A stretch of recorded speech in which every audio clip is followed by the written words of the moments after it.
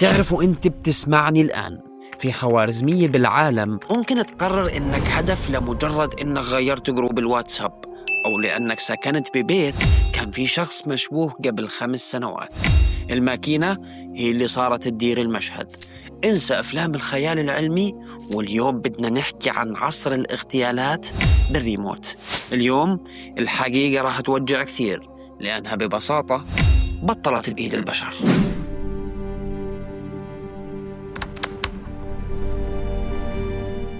وعشان نعرف لوين وصلنا لازم نرجع لتشرين الثاني 2020.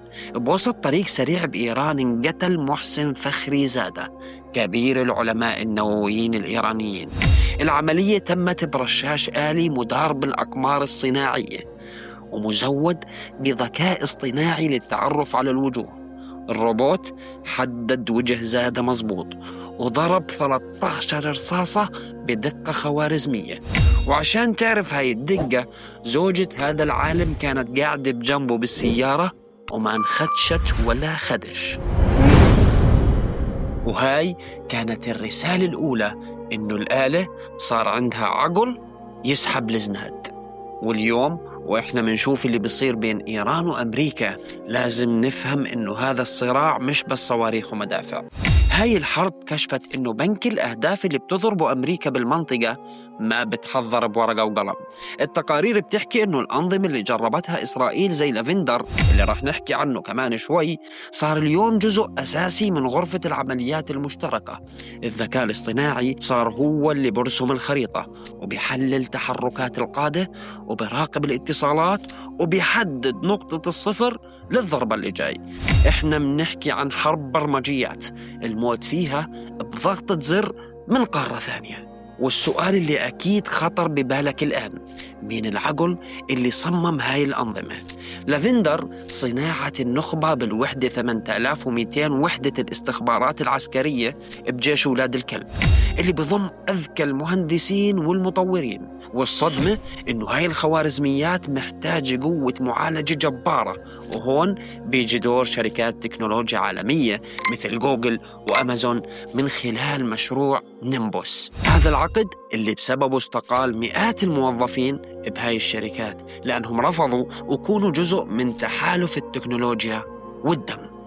وخلينا هسه نتعرف على نظام لافندر اللي حدد 37 ألف شخص كأهداف بشرية بالحرب الأخيرة على القطاع. لافندر بيجمع بياناتك من كل مكان وبعطيك علامة من 1 ل100، والضابط البشري وظيفته بس التشييك ويتأكد منك، وبعدها بضغط انتر، وخلال 20 ثانية فقط من التفكير الخوارزمي حياة إنسان كاملة بتنتهي. والألعن نظام قذر اسمه أين أبي. هذا النظام بستناك لترجع على بيتك وتدخل عند أولادك، وهناك بعطي الإشارة للقصف. ليش؟ لأنهم لقوا إنه أسهل تقنيا يضربوك أنت بالبيت ثابت، والأسوأ هامش الخطأ. يعني من بين كل 100 شخص قتيل في 10 قتلهم لافندر بالخطأ. تخيل حياة الناس صارت مجرد إيرور ببرنامج كمبيوتر. سواء كانت الحرب الأخيرة على القطاع أو المواجهة الكبيرة بين إيران وأمريكا، القاتل واحد. خوارزمية صماء وبشر قرروا يغمضوا عيونهم ويسلموا قرار الموت لماكينة.